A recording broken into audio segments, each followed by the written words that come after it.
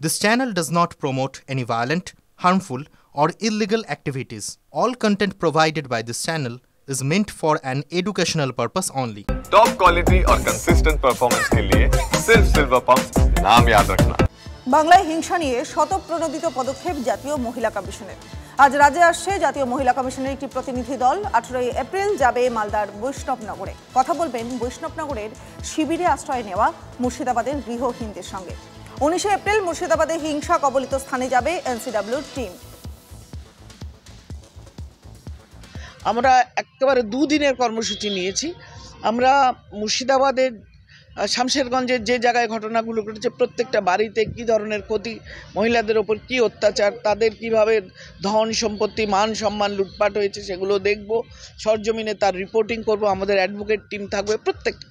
শুধুমাত্র তাই নয়, তার সাথে আমরা পরের দিন যারা ডিসপ্লেসড, বাড়ি ছেড়ে পালিয়ে এসে ত্রাণ শিবিরে যারা আশ্রয় নিয়েছেন সে শতাধিক মহিলা, তাদের সাথে আমরা আলাপ আলোচনা করে তাদের রিহ্যাবিলিটেশন, তাদের কি করে মানসিকভাবে এবং ফিজিক্যালি তাদের নিজের জায়গায় পৌঁছে দিয়ে তাদের আগামী দিনগুলো তারা নাগরিক জীবন যাতে সুসম্পন্ন করতে পারেন কোনো ভয়ভীতির বাইরে দিয়ে, রাজ্য সরকারকে সেগুলো করতে আমরা বাধ্য করি।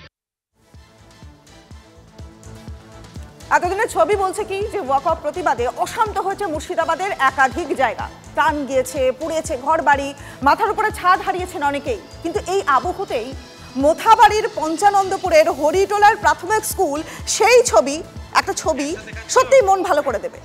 এক থালায় মিড ডে মিল খাচ্ছে স্কুলের দুজন ছাত্র। একজনের নাম সন্দীপ পাল আর অন্যজনের নাম সোলেমান শেখ। স্কুলের এক শিক্ষক সমাজ মাধ্যমে পোস্ট করেছেন সেই ভিডিও, যা সোশ্যাল মিডিয়ায় ঝড়ের গতিতে ভাইরাল হয়েছে। সোলেমান শেখ, তুমি কোন ক্লাসে পড়ো? তুমি? তোমরা দুজন বন্ধু একসাথে খাচ্ছ, ভালো লাগছে? কোন স্কুলে পড়ো তোমরা? ধর্ম দিয়ে আমাদের কিন্তু পেট চলে না। আমাদেরকে পেটে খিদে লাগলে আমাদেরকে ভাত খেতে হয়, খাবার খেতে হয়। তো আমাদেরকে ওই দুটো কচি শিশুর কাছ থেকে আমাদের শিক্ষা নেওয়া উচিত যে দুই সম্প্রদায়ের মধ্যে এই বিভেদটা কার আবার কে করাচ্ছে। আমাদের শান্ত মোথাবাড়ি মালদা অথবা বাংলাকে কে অশান্ত করছে। তো সেই গুজবে, সেই চক্রে আমরা পা দিব না। আমরা সম্প্রীতির বার্তা সব জায়গায় ছড়িয়ে দিতে চাইছি।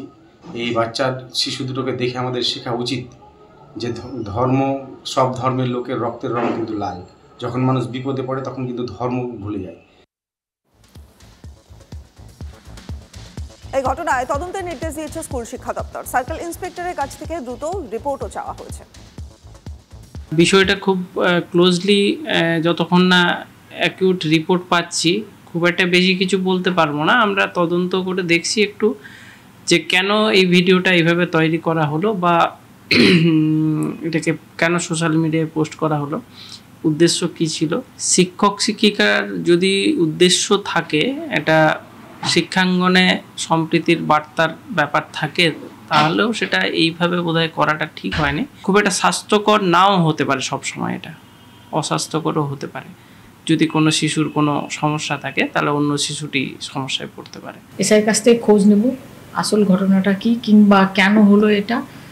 আর এরকম কাজ করার আগে গার্জেনদের কাছে একটা পারমিশন নেওয়া একটা দরকার ছিল।